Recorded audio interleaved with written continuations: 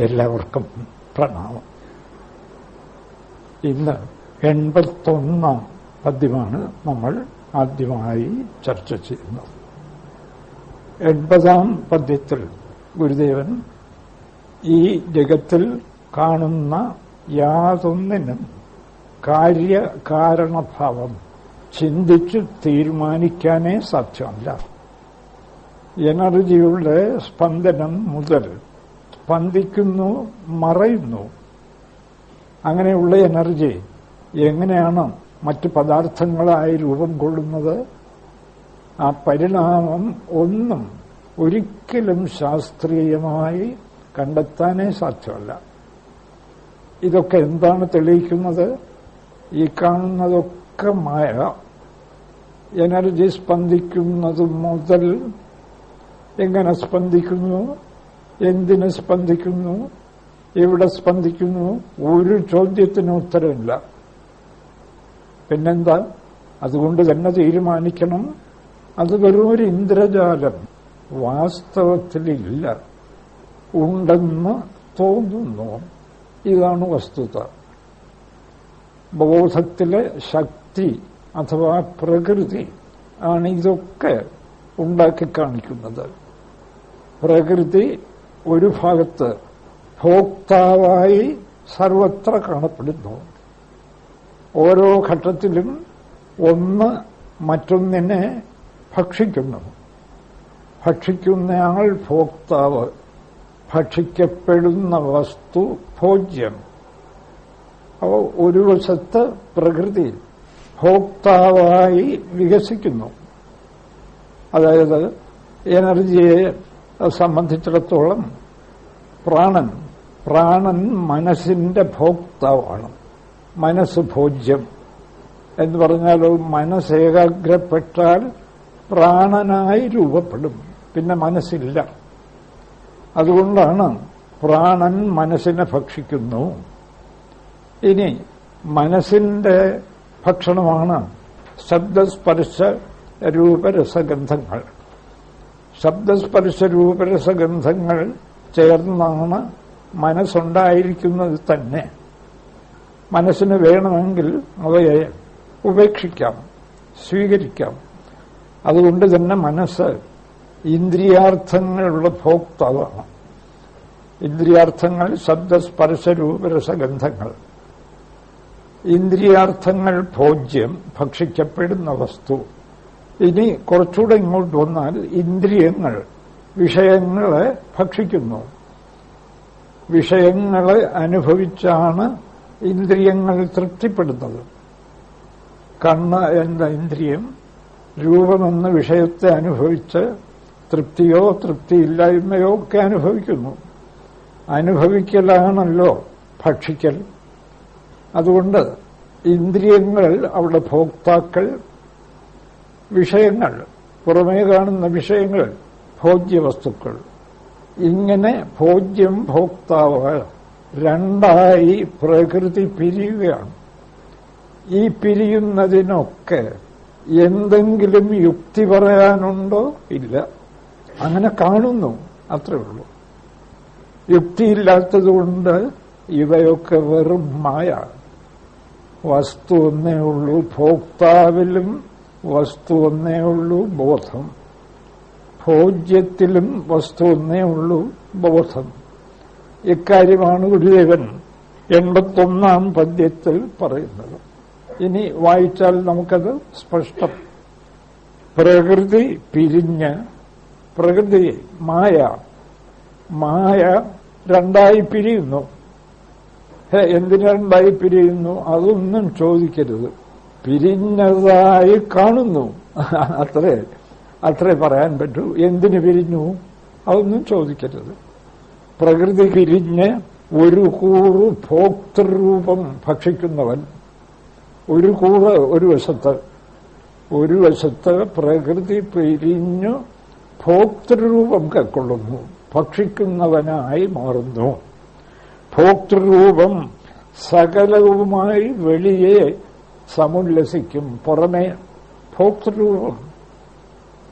എവിടെയും ഭോക്താവുണ്ടല്ലോ.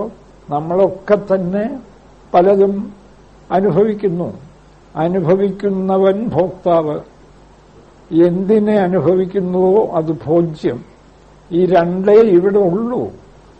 ലോകത്തെവിടെയും എവിടെ നോക്കിയാലും ഒരു വശത്ത് ഭോക്താവ്, മറുവശത്ത് ഭോജ്യം. ഭോക്താവ് ഭോജ്യം അനുഭവിച്ച് ദുഃഖിക്കുന്നു, സുഖിക്കുന്നു. ഭോജ്യം അങ്ങനെ വളരുന്നു. അപ്പോ പ്രകൃതി പിരിഞ്ഞ് ഒരു കൂറു ഭോക്തൃരൂപം സകലവുമായി പല ഘട്ടങ്ങളിലും പല ഭോക്താക്കൾ. ഇപ്പൊ സൂര്യനുണ്ട്. സൂര്യൻ എന്താണ് ഭക്ഷിക്കുന്നതെന്ന് നമുക്ക് നിശ്ചയമില്ല. എന്തെങ്കിലും ഭക്ഷിക്കുന്നുണ്ടാവും. അല്ലെങ്കിൽ ഇങ്ങനെ ദീർഘകാലം ജോലി ചെയ്ത് കഴിയാൻ പറ്റില്ലല്ലോ. എന്താ ഭക്ഷിക്കുന്നത് എന്ന് അദ്ദേഹത്തിന് മാത്രമേ അറിയാവൂ. എവിടെയും ഭോക്താവ് മാത്രമായിട്ടില്ല, ഭോജ്യം മാത്രമായിട്ടുമില്ല. ഭോക്താവുണ്ടോ ഭോജ്യമുണ്ടാകണം, ഭോജ്യമുണ്ടോ ഭോക്താവുണ്ടാകണം, കൂടിയേ തീരൂ. ഇങ്ങനെ പ്രകൃതി പിരിഞ്ഞ് ഒരു കൂറു ഭോക്തൃഭാവം സകലവുമായി വെളിയെ സമുല്ലസിക്കും. പുറമേ ഇങ്ങനെ കാണാം. എവിടെ വേണോ നോക്കോളൂ. ഭോക്താവ് ആയിട്ട് ഒരു ഭാഗം തിരിയുന്നത് കാണാം. ഇഹ പരമായി ഒരു കൂർ ഇതന്തയാലേ വികസിതമാം. ഇത് ഭോഗ്യ വിശ്വമാകും. മറ്റൊരു വശത്ത് എന്താ ഇതെന്റെ ഭക്ഷണം. ഇപ്പൊ നമ്മൾ ഭക്ഷണ മേശപ്പുറത്ത് ഭക്ഷണങ്ങളൊക്കെ നിരത്തിയിരിക്കുന്നു. ഇതാ ഇത് ചോറ്, ഇത് കറി എന്ന് ഇത് എന്ന് പറഞ്ഞ് ഭോജ്യരൂപങ്ങളെ വേർതിരിക്കുന്നു. അത് ഏതുവരെ ചെല്ലും? ഇത് ഇഹലോകം, നമുക്ക് ഭുജിക്കാനുള്ളതാണ് ഇഹലോകം. ഇത് പരലോകം, ഇത് പരലോകം. അപ്പൊ ഇഹലോകം പരലോകം ഇങ്ങനെ പ്രകൃതി ഭോജ്യരൂപം കൈക്കൊണ്ട് വിലസുന്നു. അതാണ് ഇഹ പരം ഒരു കൂറ്. ഒരു കൂറ് ഒരു വശത്ത് ഇഹ പരലോകങ്ങൾ വരെ. സ്വർഗലോകം ഒക്കെ ഭോഗ്യമാണ്. ലോകങ്ങളൊക്കെ അനുഭവിക്കാനുള്ള ഇടങ്ങളാണ്. ഓരോരുത്തരും അവരവരുടെ ലോകങ്ങളെ ഉണ്ടാക്കി അനുഭവിക്കുകയാണ്. ഇപ്പം നമ്മളിരിക്കുന്ന ഇവിടെ മനുഷ്യലോകം നമ്മൾ ഉണ്ടാക്കി അനുഭവിക്കുന്നു. എങ്ങനെയാണ് ഉണ്ടാക്കുന്നത്?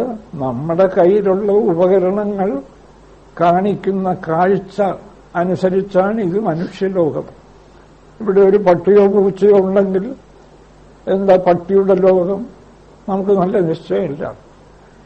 പലപ്പോഴും മനുഷ്യന്റെ ലോകത്തേക്കാൾ തീക്ഷ്ണമായ അനുഭവം ഉള്ളതാണ് പട്ടിയും പൂച്ചയും ഒക്കെ എന്ന് കാണുന്നു. അതാണല്ലോ കുറ്റാന്വേഷണത്തിന് പോലും മനുഷ്യന് കഴിവില്ലാത്തിടത്ത് പട്ടിയെ ഉപയോഗിക്കുന്നു. പട്ടിക്ക് എങ്ങനെയാണ് ഈ സൂക്ഷ്മമായ അറിവ് വന്നു ചേരുന്നത്? എങ്ങനെ വന്നു ചേരുന്നു? ഒന്നും ചോദിക്കരുത്. മായ വന്നു ചേരുന്നതായി കാണുന്നു. യാതൊരു കാര്യകാരണഭാവവും സാധ്യമല്ല. എന്തെങ്കിലും പറഞ്ഞാൽ, ഒരു ചോദ്യം അങ്ങോട്ട് ചോദിച്ചാൽ ഏത് ഗംഭീരനും അറിഞ്ഞുകൂടാ എന്ന് പറയും. അതുകൊണ്ടാണിത് മായ. മുഴുവൻ വെറും മായ. ഭോഗ്യമായാലും ഭോജ്യമായാലും ഉള്ളതൊരേ ഒരു വസ്തു, ആനന്ദഘനമായ ബ്രഹ്മം. അതിലെ വെറും ഇന്ദ്രജാല പ്രകടനമാണ് ഭോക്താവും ഭോജ്യവും എല്ലാം. അപ്പോ ലോകമുണ്ടോ എന്ന് ചോദിക്കുന്നു. അങ്ങനെ ചോദിക്കുന്നവരോട് നമ്മളിരിക്കുന്നിടത്ത് തന്നെ എത്ര ലോകം. ഇവിടെയുള്ള ഓരോ ജന്തുവിനും, കൊതുകിന് ഒരു ലോകം. അതിന് നല്ല സന്തോഷമാണ്. ഈ മനുഷ്യന്റെ കുറച്ച് രക്തം, 1-2 തുള്ളി രക്തമൊക്കെ കിട്ടിയാൽ അത്യധികം സന്തോഷിക്കുകയാണ്. അപ്പൊ കൊതുവിന്റെ ലോകം എങ്ങനെയുള്ളതായിരിക്കും? മനുഷ്യന്റെ ലോകമായിരിക്കുമോ എന്ന് പറഞ്ഞാൽ ചിലരൊക്കെ വലിയ ബുദ്ധിമാന്മാരാണെന്ന ഭാഗത്തിൽ സ്വർഗലോകം ഉണ്ടോ സാർ അതെ, സ്വർഗലോകമല്ല. നിങ്ങൾക്കിപ്പോ എന്ത് ലോകമാണ് വേണ്ടത്? നിങ്ങളുടെ ഉള്ളിൽ സങ്കല്പിച്ചുറപ്പിക്കൂ, ആ ലോകം നിങ്ങൾക്ക് കിട്ടും. ഇപ്പൊ സ്വർഗവും നരകവും ഒക്കെ ഇവിടെ തന്നെ ഒരുപാട് പേര് അനുഭവിക്കുന്നില്ലേ? ഭാഗവതത്തിൽ കപിലനോട് അമ്മ ചോദിക്കുന്നുണ്ട്, ഈ സ്വർഗവും നരകവും ഒക്കെ ഉണ്ടോ മോനെ? അപ്പോൾ കപിലൻ മറുപടി പറയുന്നത്, അമ്മേ, പ്രത്യേക സ്വർഗലോകത്തെയോ നരകലോകത്തെയോ അന്വേഷിച്ചു പോണ്ട, ഇവിടെ തന്നെയാണ്. ഇവിടെ തന്നെ നോക്കൂ, ചിലയിടത്ത് സ്വർഗം, ചിലയിടത്ത് നരകം. ചില ആശുപത്രികളിലൊക്കെ ചെന്ന് നോക്കിയാൽ നമുക്ക് കാണാൻ കഴിയും ശരിക്കും നരകലോകം. വേറെ ചില ബംഗ്ലാവും അതൊക്കെ സ്വർഗലോകം. ഇതൊക്കെ ഇവിടെ തന്നെ ഉണ്ട്. അല്ലാതെ ഇനി ഇവിടെ തന്നെ ഉണ്ടെങ്കിൽ അനന്തകോടി ബ്രഹ്മാണ്ടങ്ങൾ ഉൾപ്പെടുന്ന പ്രപഞ്ച സമൂഹത്തിൽ എവിടെ എന്തു ലോകമാണ് ഉണ്ടാകാൻ പാടില്ലാത്തത്? ആർക്കാ അതൊക്കെ നിശ്ചയിക്കാൻ കഴിയുക? അതൊന്നും നിശ്ചയിക്കാൻ കഴിയില്ല.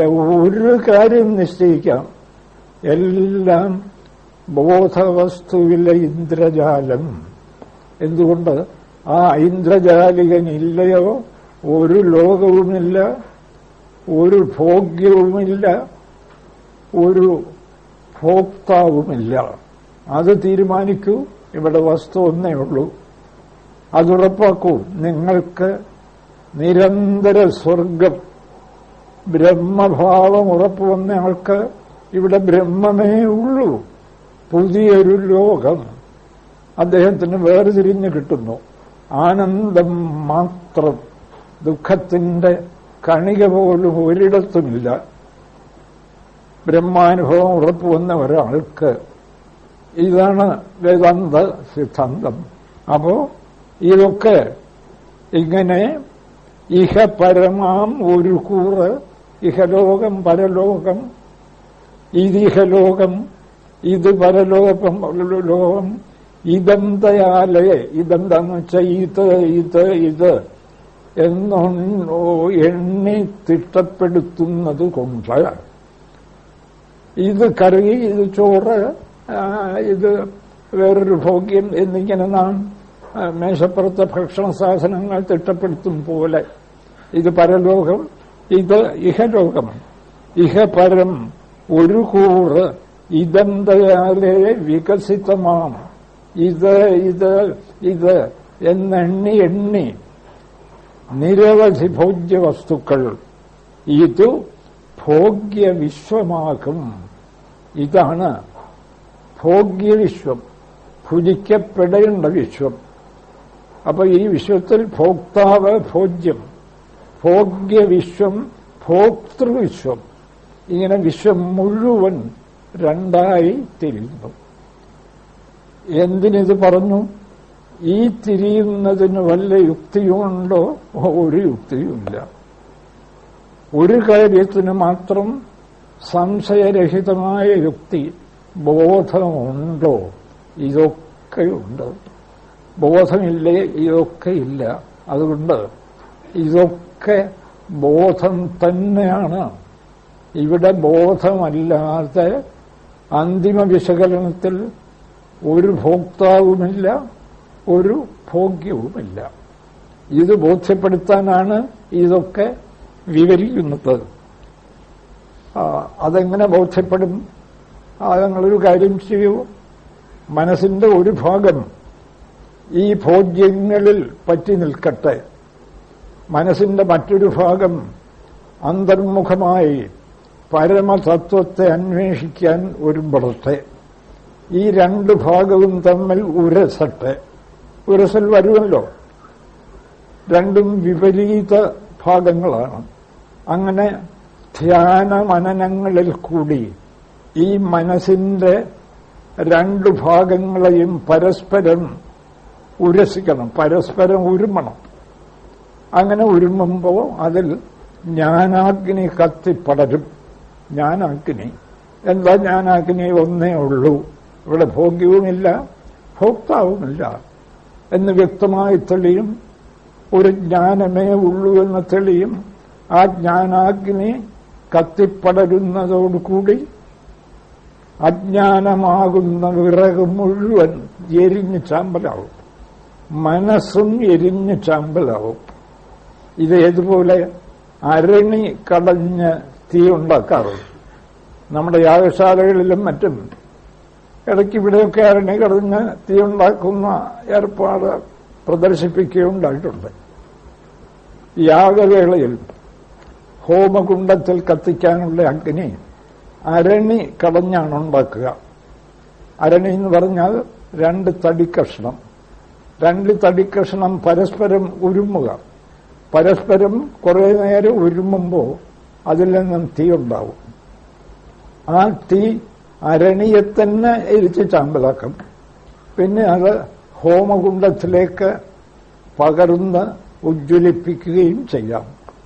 അതുപോലെ മനസ്സിനെ രണ്ടു ഭാഗമാക്കി തിരിച്ച്, ഒന്ന് പരമസത്യമായ ബ്രഹ്മത്തെ അന്വേഷിക്കാൻ മുതിരുന്ന ഭാഗം, മറ്റൊന്ന് ലോകഭോഗങ്ങൾ അനുഭവിക്കാനായി വെമ്പുന്ന ഭാഗം.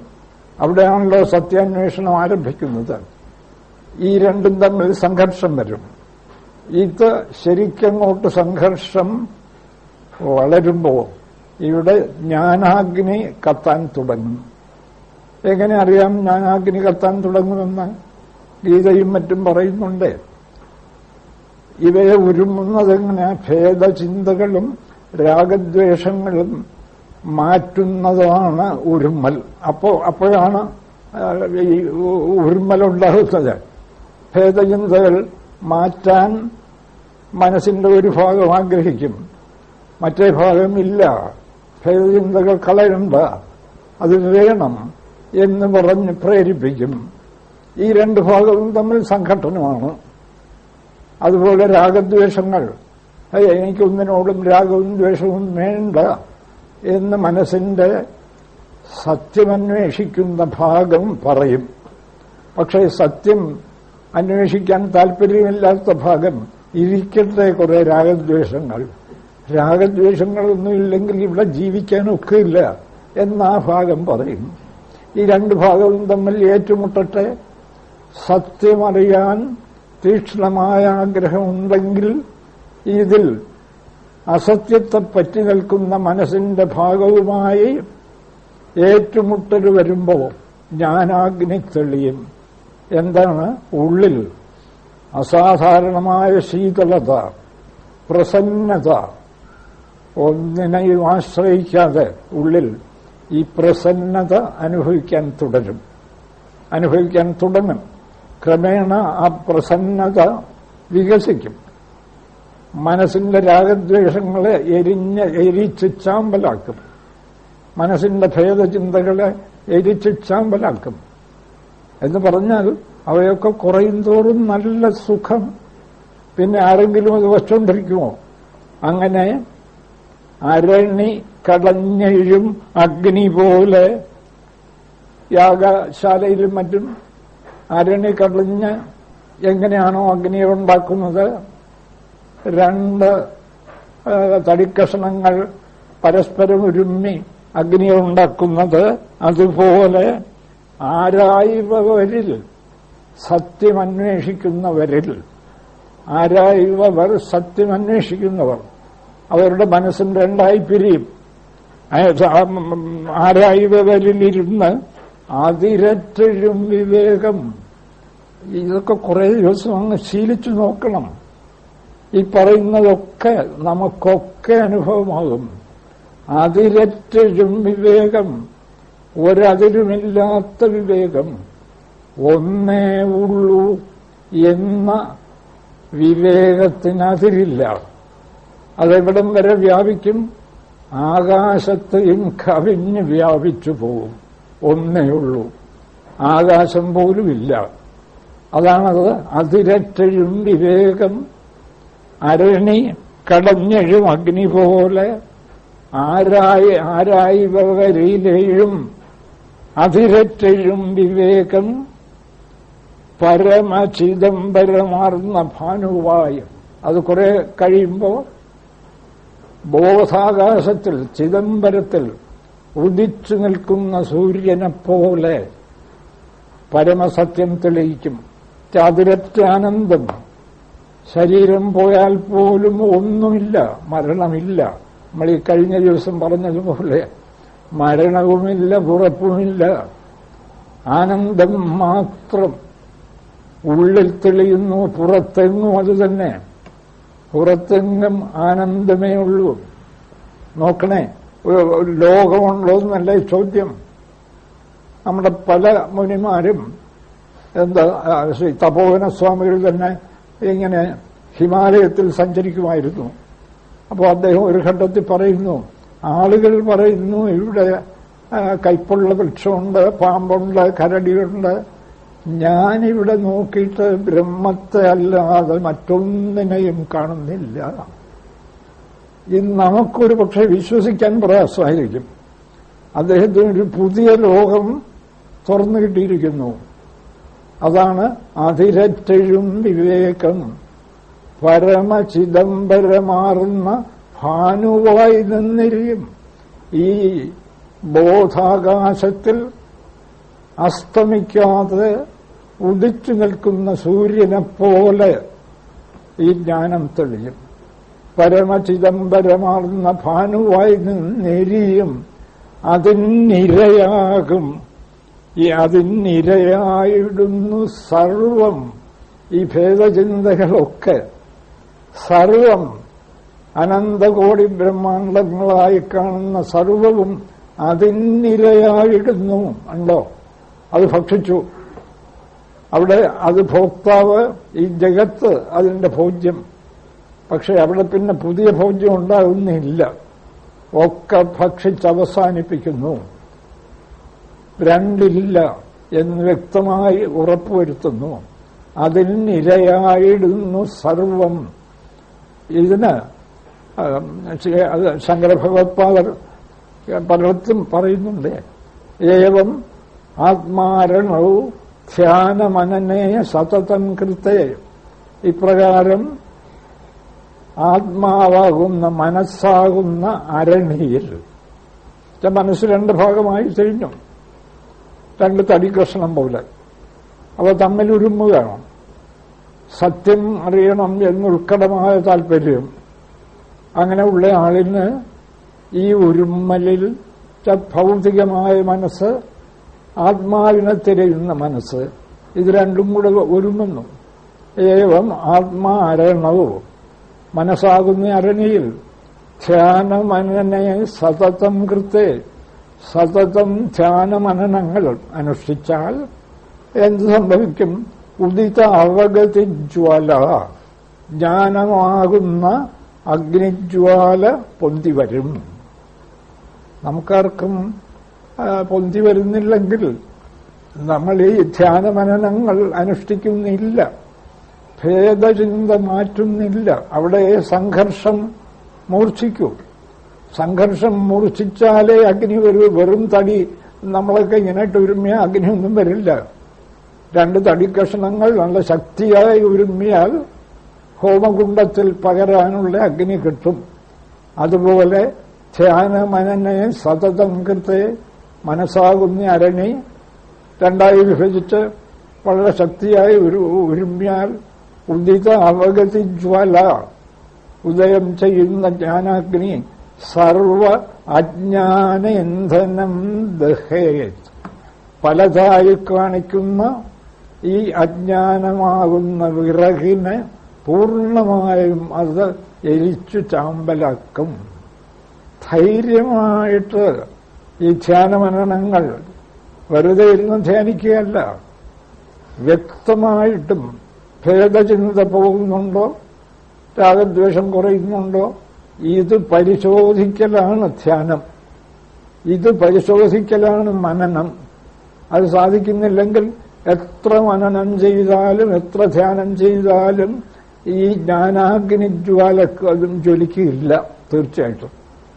അപ്പോ ധ്യാനമനനെ സതതം കൃത്തേ ഉദിത അവഗതിജ്വാല, ആ ജ്ഞാനാഗ്നിജ്വാല സർവ അജ്ഞാന ഇന്ധനം ദഹേത്.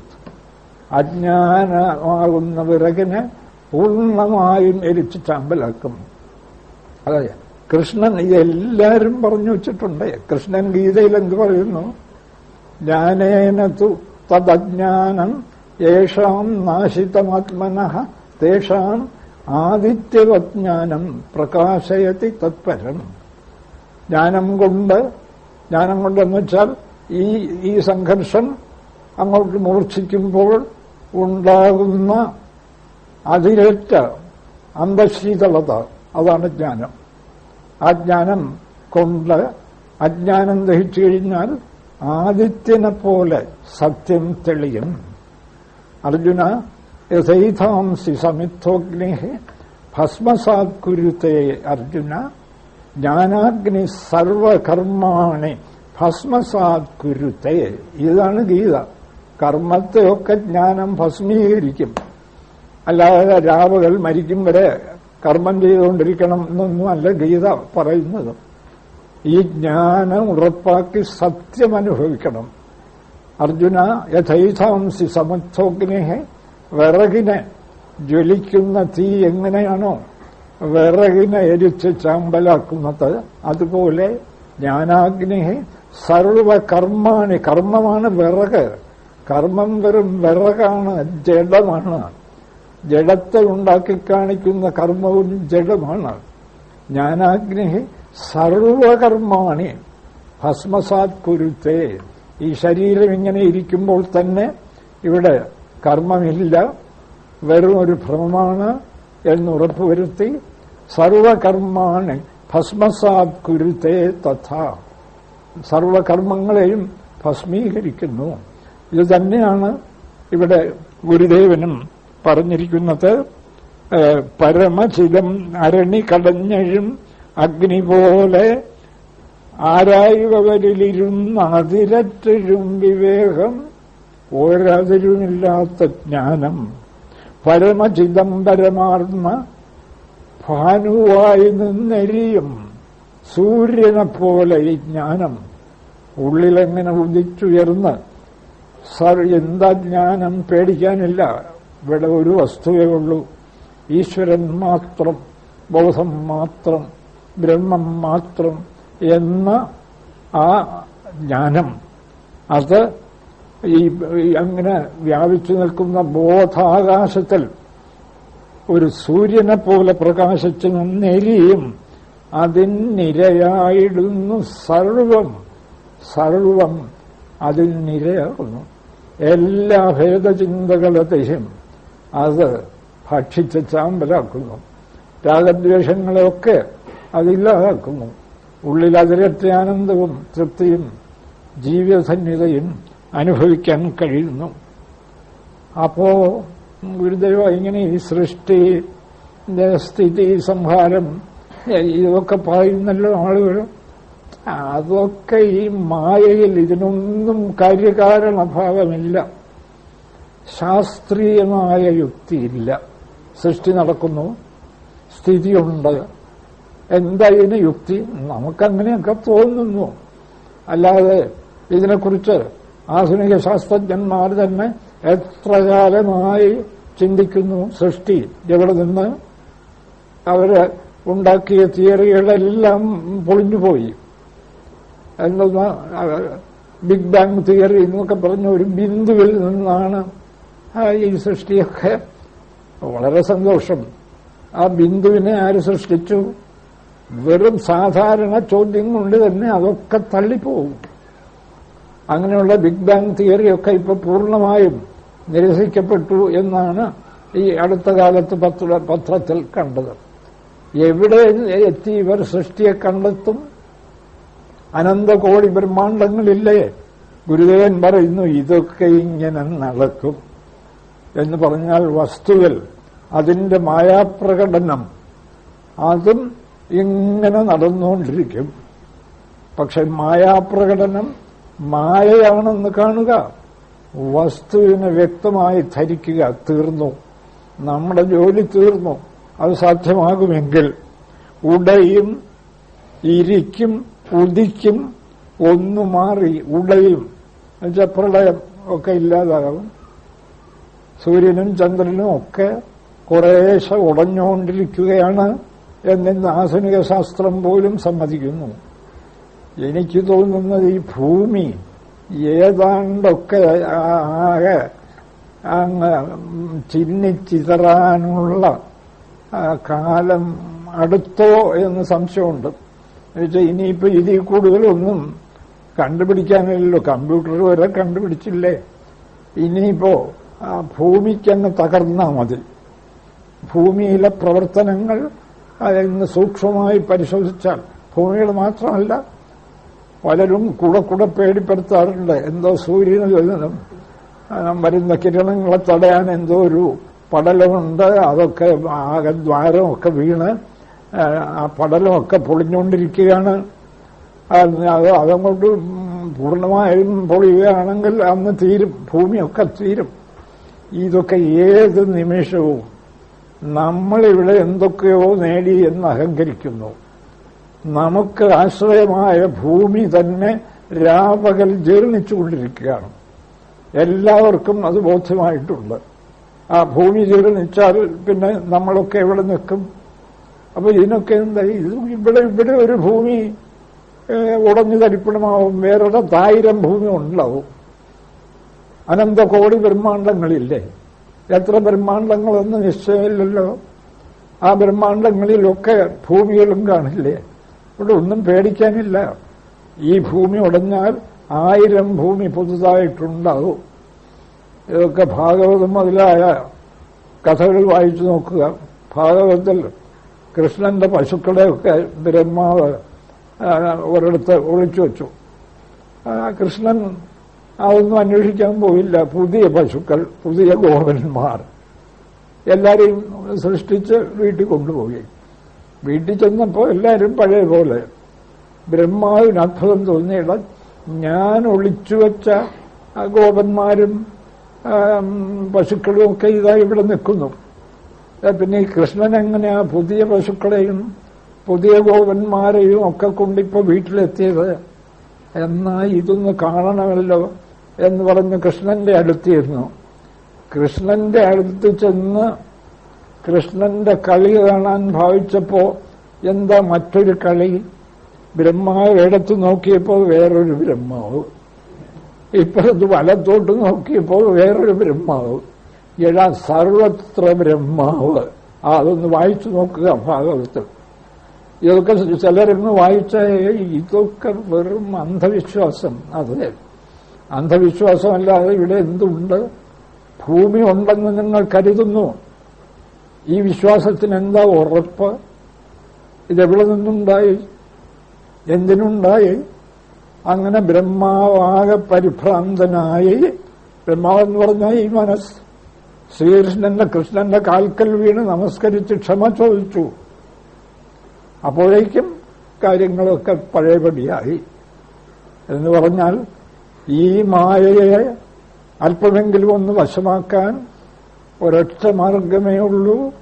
കൃഷ്ണൻ പറയുന്നത് പോലെ മാമേവയെ പ്രപദ്യന്തേ മായാം ഏതാം തരന്തി തേ. അർജുന, ദൈവീഹേഷ മമ മായ ദുരത്യയ. ദൈവശക്തിയാണ് ഈ മായ. ദുരത്യയ, ഇവളെ കടന്നുപോകാൻ എളുപ്പമല്ല. കാരണം ഇവളെവിടുന്നെന്നോ എന്തിനെന്നോ ആർക്കും ഒരു പിടിയുമില്ല. പക്ഷേ നിനക്ക് രക്ഷപ്പെടാൻ ഒരു മാർഗമുണ്ട്. മാമേവയെ പ്രപദ്യന്തേ മായാം ഏതാം തരന്തിതേ. ഞാനേ ഉള്ളൂ, വേറെ ഇവിടെ യാതൊന്നുമില്ല എന്ന് തീരുമാനിച്ചുകൊണ്ട് ആരെന്നെ ശരണം പ്രാപിക്കുന്നുവോ അവർക്ക് ഈ മായയെ കടക്കാൻ സാധിക്കും. ഞാനേ ഉള്ളൂ എങ്കിൽ പിന്നെന്ത് മായ? രണ്ട് കാണുമ്പോഴല്ലേ ഇവിടെ ഈ രണ്ടിനെന്താ ഹേതു എന്നൊക്കെ അന്വേഷിക്കേണ്ട ആവശ്യം വരുന്നുള്ളൂ. രണ്ടേ ഇല്ലെങ്കിൽ പിന്നെ ഹേതു തന്നെ അന്വേഷിക്കേണ്ട ആവശ്യമില്ലല്ലോ. അവിടെ മായ അവസാനിക്കുന്നു. ഒന്നേ ഉള്ളൂ എന്ന ശാസ്ത്രീയമായ സത്യം ആർക്കുറപ്പ് വരുന്നു അവിടെ മായ തീരുന്നു. അതാണ് കൃഷ്ണൻ വീണ്ടും അർജുനനോട് പറയുന്നത്, സർവധർമാൻ പരിത്യജ്യ മാം ഏകം ശരണം വ്രജ. എല്ലാം വിടൂ, മറ്റെല്ലാം എന്നെ മാത്രം ശരണം പ്രാപിക്കൂ. എവിടെ നോക്കിയാലും കാണുന്നതൊക്കെ ഞാൻ, ഇവിടെ രണ്ടില്ല എന്ന് തീരുമാനിക്കൂ. അഹം ത്വാ സർവപാപേഭ്യോ മോക്ഷയിഷ്യാമി. ഞാൻ നിന്നെ എല്ലാ കെടുതികളിൽ നിന്നും രക്ഷിച്ചോളാം. നീ ഇത് ഉറപ്പുവരുത്തുമെങ്കിൽ മാ ശുച, ദുഃഖിക്കണ്ട. ഇത് ഉറപ്പുവരുത്തൂ, ദുഃഖം പാടെ ഒഴിഞ്ഞു പൊക്കോളും. എവിടെയെന്ന് നിശ്ചയമില്ലാതെ ദുഃഖം മുമ്പിൽ നിന്നും ഒഴിഞ്ഞു പൊക്കോളും. അത് തന്നെയാണ് ഗുരുദേവനോട് പറയുന്നത്. ഈ സൃഷ്ടി സ്ഥിതി സംഹാരമൊക്കെ വെറും മായ എന്നും ഇങ്ങനെ തോന്നിക്കൊണ്ടിരിക്കും. മരുഭൂമിയിലെ കനൽ ജലം മരുഭൂമിയെ അറിയാത്ത ആളിന് എന്നും ഉണ്ടെന്ന് തോന്നിക്കൊണ്ടിരിക്കും. എന്നും യഥാർത്ഥത്തിലുണ്ടായിട്ടല്ല, അങ്ങനെ തോന്നുന്നു, അത്രയുള്ളൂ. ഉടയും ഇരിക്കും. ഉടയെന്ന് വെച്ചാൽ പ്രളയം ഇല്ലാതാകും, പ്രളയത്തിൽ എല്ലാം ഇല്ലാതാകും. ഇരിക്കും, അതുവരെ ഉണ്ടെന്ന് തോന്നും. ഉടയും ഇരിക്കും, ഉദിക്കും. ഉണ്ടാകുന്നു സൃഷ്ടി, ഉദിക്കൽ സൃഷ്ടി, ഇരിക്കൽ സ്ഥിതി, ഉടയുക പ്രളയം. ഓരോ വസ്തുവിലും ഇത് കാണാം. ഇങ്ങനെ ഉടഞ്ഞ് നാശമാവുന്നു, കുറെ നാളത് അങ്ങനെ ഇരിക്കുന്നു, അത് വീണ്ടും ഉണ്ടായി വരുന്നു. ഉടയും ഇരിക്കും, ഉദിക്കും, ഒന്നു മാറിത്തുടരും. ഇതിങ്ങനെ സംഭവിച്ചുകൊണ്ടിരിക്കും.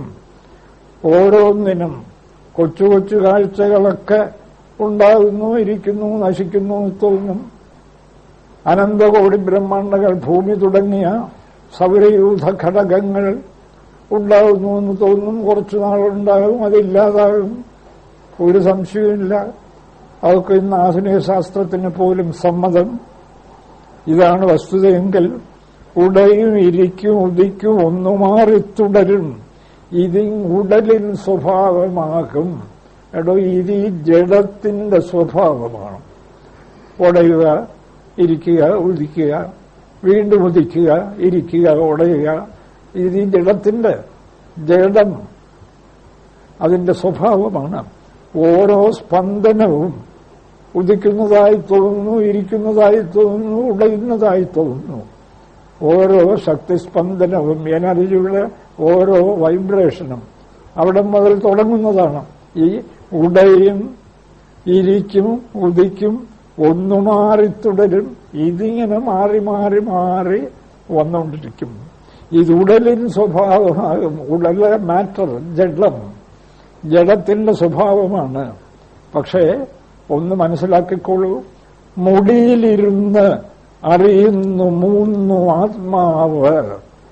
ഇതുടയുന്നതും ഇരിക്കുന്നതുമൊക്കെ ഒരു മാറ്റവും കൂടാതെ അറിഞ്ഞുകൊണ്ടിരിക്കുന്ന ബോധമാണ് ആത്മാവ്.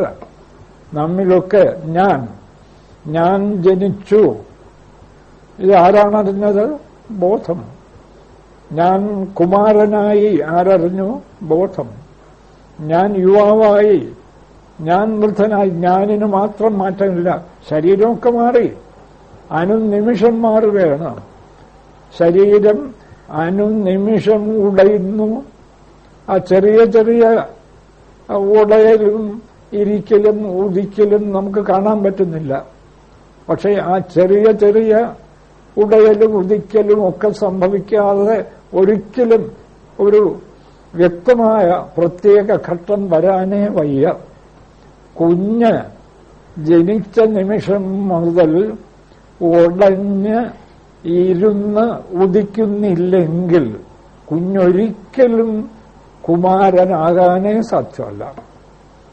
കുമാരൻ അതുപോലെ നിമിഷം പ്രതി ഉടഞ്ഞ് ഇരുന്ന് ഉദിക്കുന്നില്ലെങ്കിൽ കുമാരന് യുവാവാനേ പറ്റില്ല, വൃദ്ധനാവാൻ പറ്റില്ല, മരിക്കാൻ പറ്റില്ല. മരിച്ചിട്ടോ ശേഷിക്കുന്നത് വീണ്ടും വരുന്നു. അങ്ങനെ ഉടലിന്റെ സ്വഭാവം ഇത് പ്രത്യേക ഘട്ടങ്ങളിലല്ല, അനുനിമിഷം സംഭവിച്ചുകൊണ്ടിരിക്കുന്നു. അനുനിമിഷം നിരന്തര പരിണാമം. പുറത്തുനിന്ന് നോക്കുന്നവർക്ക് ചോദ്യം ചെയ്താൽ ഒരു പരിണാമത്തെയും സാധൂകരിക്കാൻ സാധ്യമല്ല. എങ്ങനെ പരിണമിക്കാൻ? നിരന്തര പരിണാമമോ?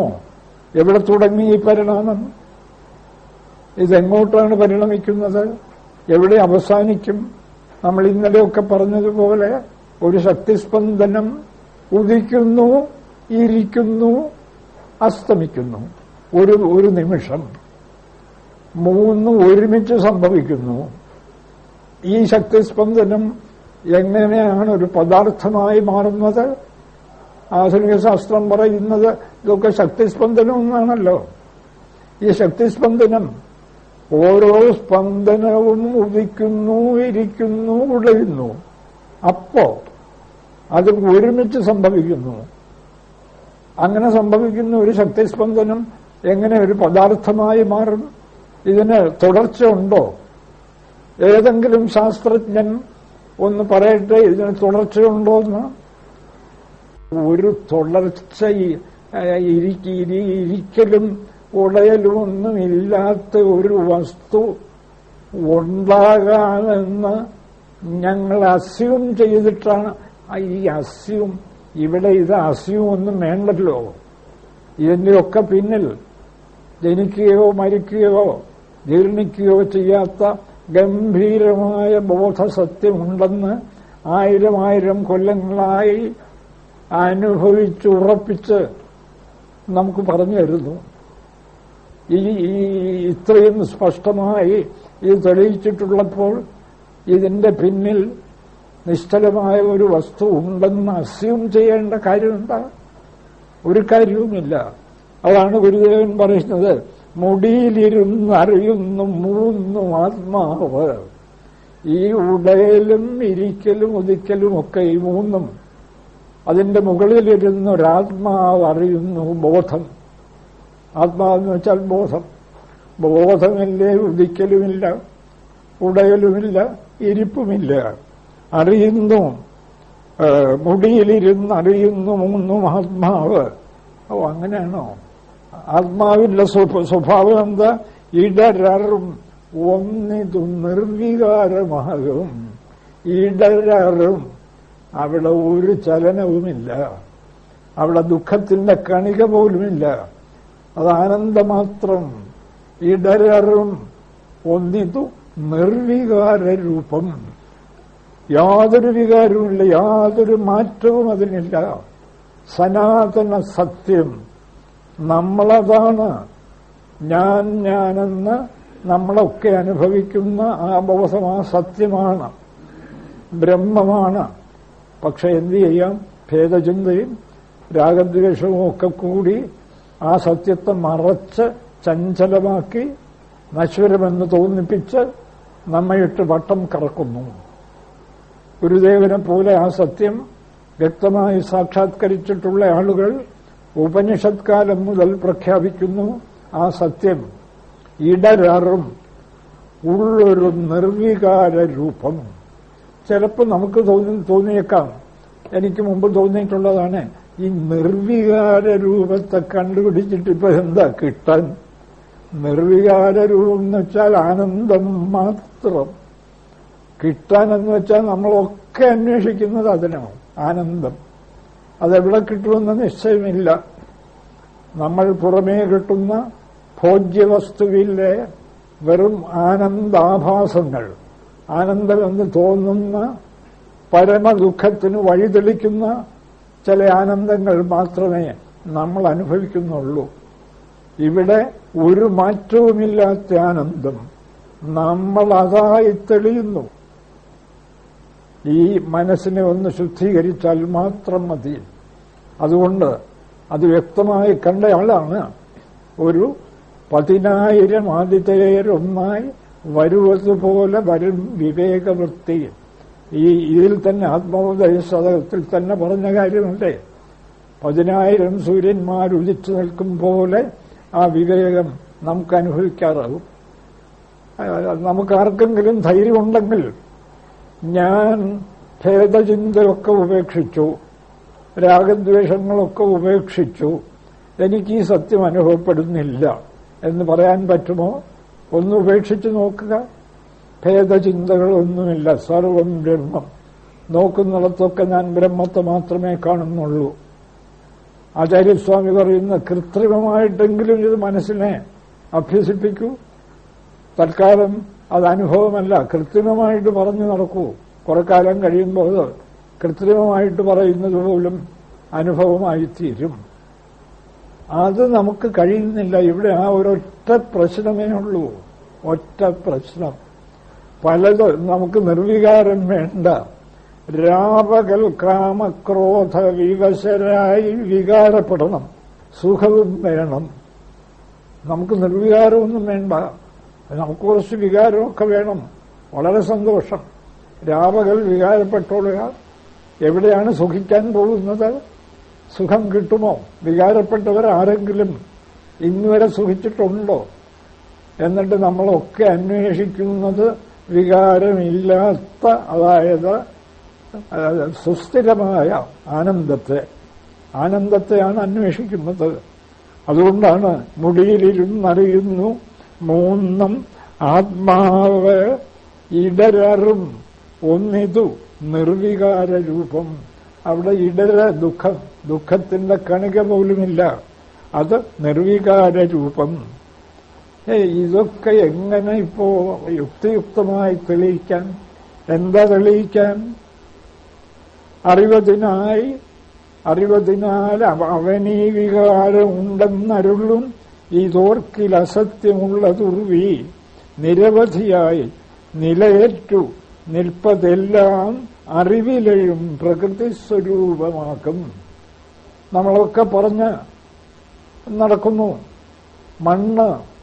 മണ്ണിൽ അനേക രൂപങ്ങൾ കണ്ടിട്ട് അവയൊക്കെ പ്രത്യേകം വസ്തുക്കളാണ് എന്ന് നമ്മൾ തീരുമാനിക്കുന്നു.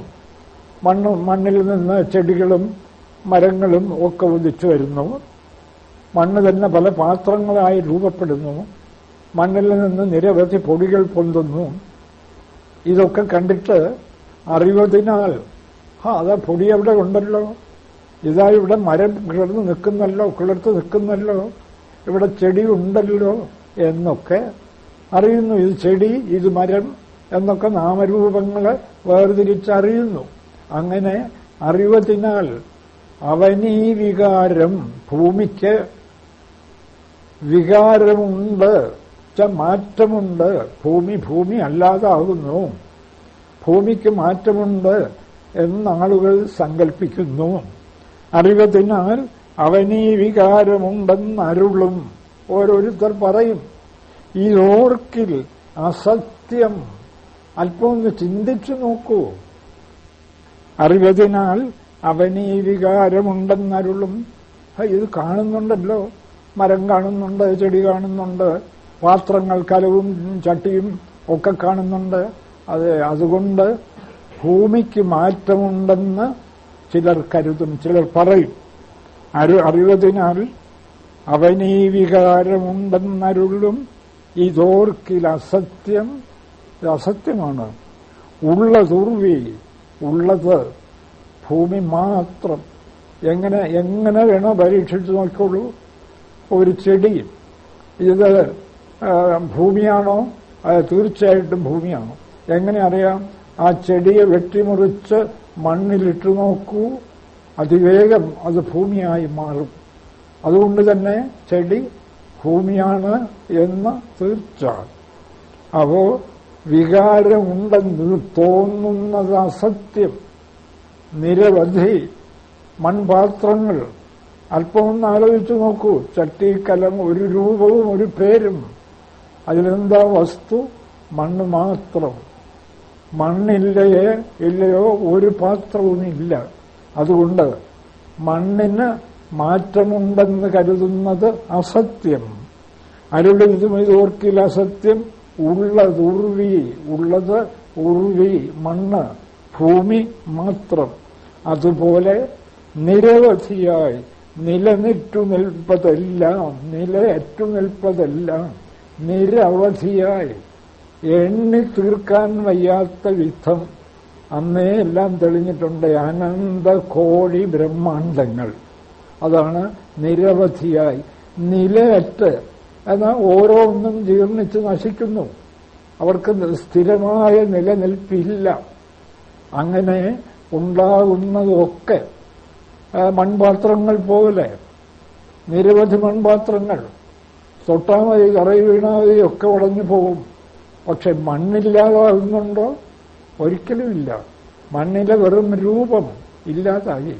അതുകൊണ്ട് വസ്തുവിന് ഒരു കേടും സംഭവിക്കുന്നില്ല. ഇത് നിരവധിയായി അങ്ങനെ അനന്തകോടി ബ്രഹ്മാണ്ടങ്ങൾ കാണുന്നു.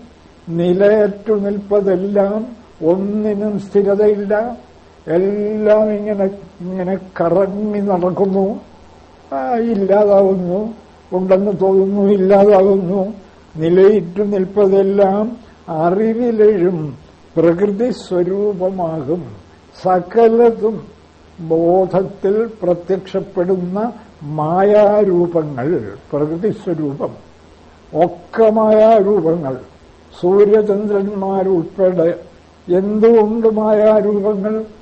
എന്തിനുണ്ടായി, എവിടെ ഉണ്ടായി, ഒരു നിശ്ചയവുമില്ല. അതാണ് മായാരൂപം.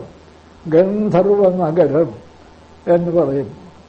അതുപോലെ കാണപ്പെടുന്നതാണ് ഈ പ്രപഞ്ചം. സ്വപ്നമായേ യഥാദൃഷ്ടേ ഗന്ധർവനഗരം യഥാ തഥാ വിശ്വമിദം ദൃഷ്ടം വേദാന്തേഷു വിചക്ഷണൈഹി. സ്വപ്നമായ, നാം സ്വപ്നം കാണുന്നു, അവിടെ ഇതെല്ലാം കാണുന്നു. ഉള്ളതാണോ? ഒന്നുമില്ല. ഇന്ദ്രജാലികന്റെ ഇന്ദ്രജാല പ്രകടനം കാണുന്നു. എന്തെങ്കിലും ഉണ്ടോ? ഒന്നുമില്ല. പക്ഷെ ഉണ്ടെന്ന് തോന്നുന്നു.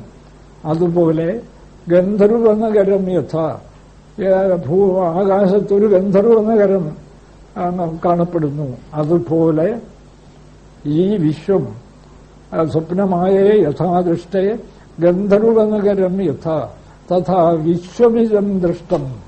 അതുപോലെ ഈ വിശ്വത്തെ കാണുന്നു. ആര്? വേദാന്തേഷു വിചക്ഷണൈഹി. വേദാന്ത തത്വം വ്യക്തമായി വിചാരം ചെയ്തുറപ്പിച്ചിട്ടുള്ളവർക്ക് ഈ വിശ്വം വെറുമൊരു ഇന്ദ്രജാലം. അവർക്ക് മാത്രമല്ല, മറ്റെല്ലാവർക്കും അത് തന്നെ. പക്ഷേ ചിന്തിച്ചറിയാൻ കഴിയാത്തതുകൊണ്ട് ഇതൊക്കെ ഉള്ളതാണെന്ന് ഭ്രമിച്ച് അവയുടെ പിന്നാലെ സുഖത്തിനു വേണ്ടി പരക്കം പായുന്നു. ഏതുപോലെ നാം ഇന്നലെ പറഞ്ഞതുപോലെ കാനൽ ജലം ഇല്ലാത്തതാണെന്നറിയാതെ അത് കുടിക്കാനായി മാൻപേടകൾ പരക്കം പായും പോലെ പാഞ്ഞു ചെല്ലുന്തോറും വെള്ളം അകന്നകന്നു പോകുന്നു. സുഖമന്വേഷിച്ച് സൂര്യനിലും ചൊവ്വായിലും ഒക്കെ ചെന്നെത്തിയിട്ടും സുഖം അപ്പുറത്തോട്ട് പോകുന്നു. അവിടെ എങ്ങും കാര്യമായ സുഖം കണ്ടെത്താൻ കഴിയുന്നില്ല. കുറച്ചു വെള്ളമോ മണ്ണോ ഒക്കെ ഇവിടെ കാണുന്നത് പോലെ അവിടെയും കാണുന്നു. ഇവിടെ എന്തുണ്ടോ അതേ പരലോകത്തുമുള്ളൂ. ചുരുക്കത്തിൽ ഈ നിലയേറ്റു നിൽക്കുന്ന നിരവധി ജഡദൃശ്യങ്ങളിൽ ലേശം പോലും മനസ്സ് മോഹിച്ചു പോകാതെ മണ്ണിന്റെ വികാരങ്ങളിലൊക്കെ ചിന്തിക്കുന്ന ഒരാൾക്ക് മണ്ണ് കണ്ടെത്താൻ കഴിയുന്നത് പോലെ അറിവിൽ, ബോധത്തിൽ നടക്കുന്ന മായാരൂപങ്ങളാണെന്ന് കാണുക. അതുകൊണ്ട് എല്ലാ രൂപങ്ങളിലും ബോധത്തെ, ബ്രഹ്മത്തെ, ഈശ്വരനെ കാണുക. ഈശാവാസ്യമിദം സർവം. അവിടെ സകല ദുഃഖങ്ങളും മാറിക്കിട്ടുന്നു. ഇത് ബോധ്യപ്പെടുത്താനാണ് ഈ വിവരണമെല്ലാം. ഗുരുദേവകാരുണ്യം ആ മാർഗത്തിൽ സഞ്ചരിക്കാൻ നമുക്കൊക്കെ കൂടുതൽ കൂടുതൽ അനുഭവപ്പെടുമാറാകട്ടെ. എല്ലാവർക്കും പ്രണാമം.